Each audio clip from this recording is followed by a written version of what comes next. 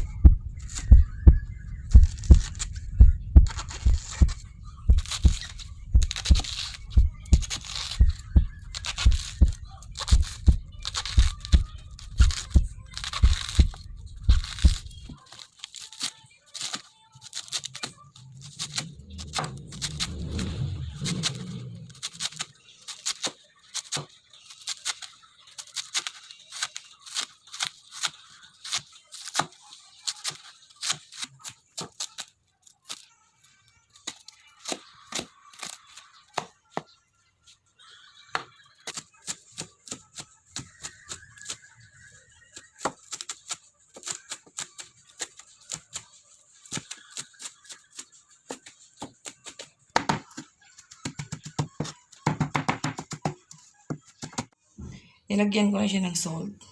Salt po yung nilagay ko. Tapos ibababad ko siya.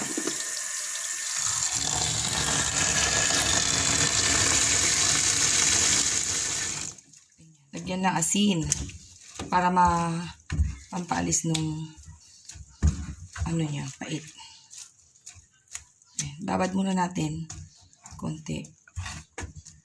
Balikan natin after 5 minutes. Tapos pipigain natin yun.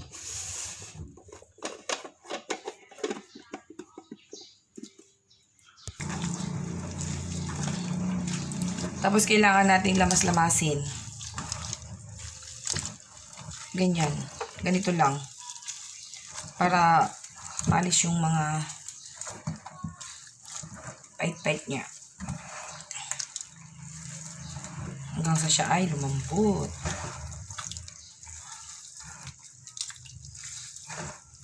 Gagawa tayo ng puso ng saging na patis.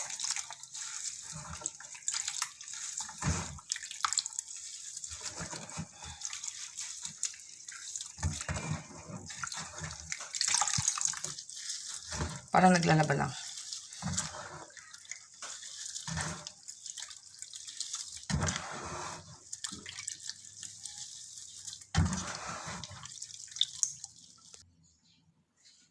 Ito yung puso ng saging na saba.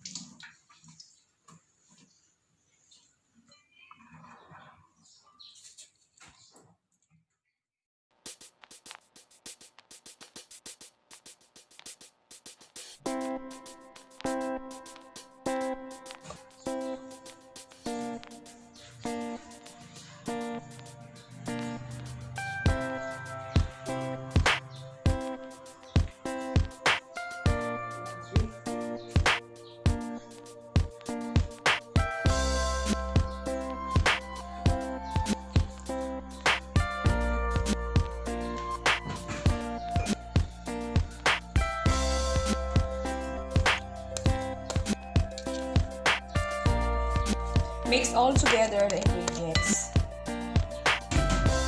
garlic and onion. And flour. Then egg.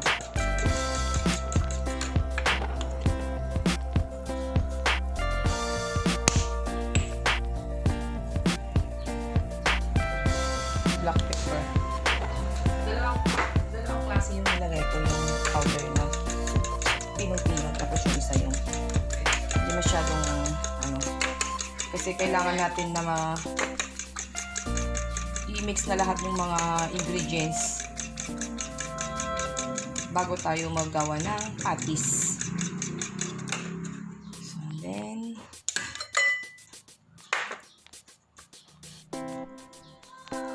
ayan.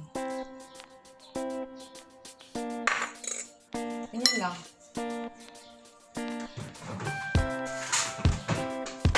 Yung preparation lang talaga kasi medyo matrabaho. Kasi nakatadyo ko sa saging.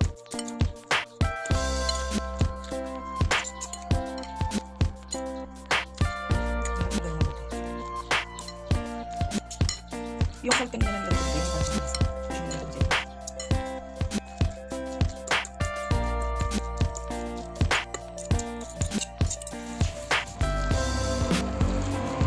Kamay na natin para maihalo ng maayos.